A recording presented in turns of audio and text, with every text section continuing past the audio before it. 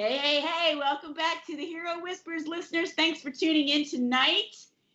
As you know, we are the podcast for Supergirls, 2 L's, second L for love. And this is yours truly, Jeannie McPhillips, your host and chief Supergirl. And we are on the third episode of our Money series. And we are talking to these amazing women that are coming out into their own, getting ready to be financially independent. And super excited tonight. We have Nikita Jaggi on the line. But before I go and introduce her, I just want to give you the 411 in case this is your first time listening. Too bad because you missed all these other great episodes. No, I'm only kidding. Thanks for being with us. I really appreciate you tuning in and joining the movement. We are here to inspire and empower young college women to launch from college to life. And that means helping them navigate the real world with tools like mentoring, career clarity, networking, and money management. So that being said, I am going to introduce our guest, Nikita Jaggi, aka Nikki. She is currently studying for her undergraduate degree in business management and finance and plans to go on to get her MBA. She goes to a small private Christian liberal arts school on the North Shore of Mass called Gordon College. She is a first-generation college student whose father immigrated to America from India at the age of 23. She currently serves in the school's student government as the director of business management, along with interning for a startup shoe company. Hello, thank you very much. We're talking about shoes. She runs a children's youth group. She teaches Sunday school, and she babysits 2 to 3 times a week. She is a busy bee. Nikki, welcome to the show. Thank you so much for having me. I am so excited that you could take the time off to be here. I mean, I know how crazy busy you are. I have like 5 jobs or something, right? Yep, just about. Well, congrats on being such a badass, okay? Seriously. I mean, you are supercharged, super motivated. I think we first want to know what makes you tick and keeps you this way. I think something that really burns my fire is I really like fashion. So a lot of the reason why I feel like I have to succeed is to be able to kind of keep up with this type of like look I'm going for, or the really nice things that I want. I like really nice things. Like I can guess most girls like nice things, and I don't have my nails done, but I would one day like to get my nails done all the time and things like that. So, I mean, growing up, we didn't really have a whole lot. And my dad came here with literally probably $7 in his pocket. And he used to work for like KFC, Papa Gino's, literally having nothing. And met my mom when they were really young. They got married and he started his own business.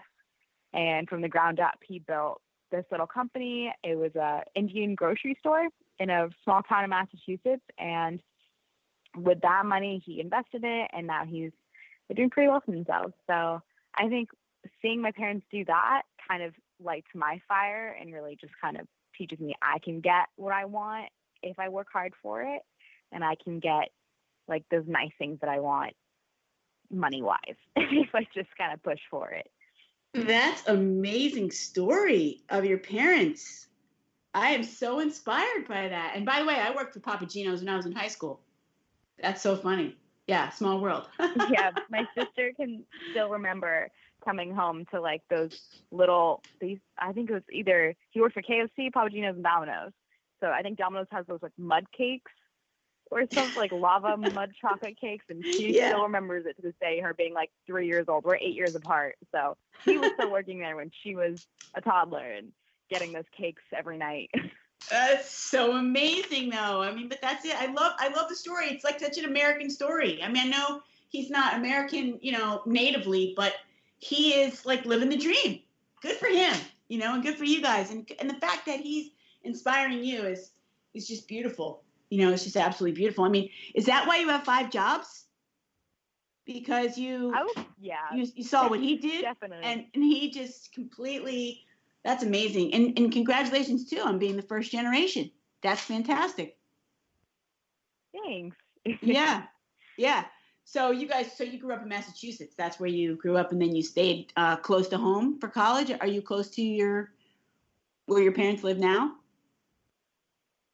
I'm not super close to where they live now. Well, I guess I kind of am. It's only like an hour and a half away.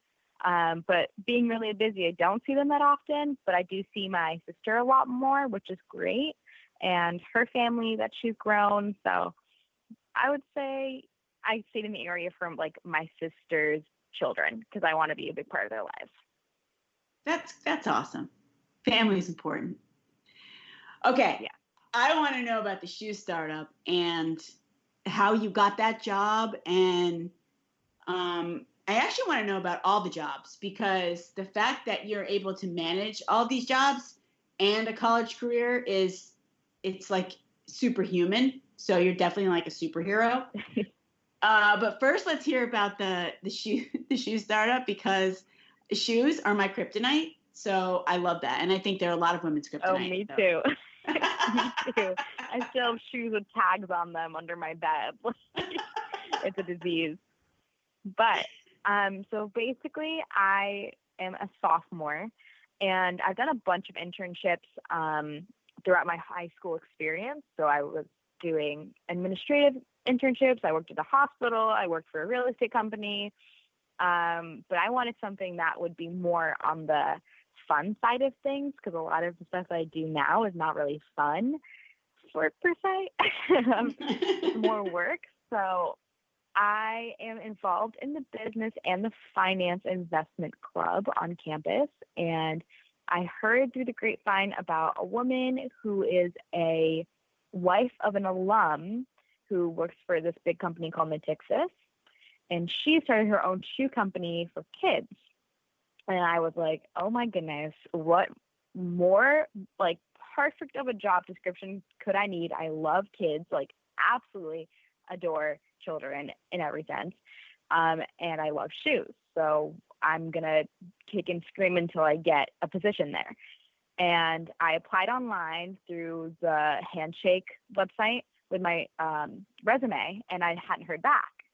And nobody had heard back that's applied for this internship position. So then I kind of clawed at my connections to get a contact, an email, a phone number or something. And I ended up getting an email, and I'm learning this now more about her, that she's really bad at email. So now I'm in charge of the email since I got the job. So then I got her phone number, and then I texted her. And then she was like, oh my gosh, I haven't even been, she had just actually had a baby, her fourth child. So she wasn't really paying attention to the company.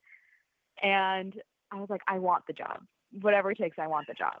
And so she kind of hired me on the spot, and we have been working together ever since. And basically my job at this place is so it's a brand new startup company. It's only 4 months old. It'll be 4 months old, 5 months next month, on the 9th, I believe. And it's called Kiss and Toes. And the concept of the shoes is that when little toddlers and little kids are learning to put on their shoes, they always flop them. They put left on right and right on left.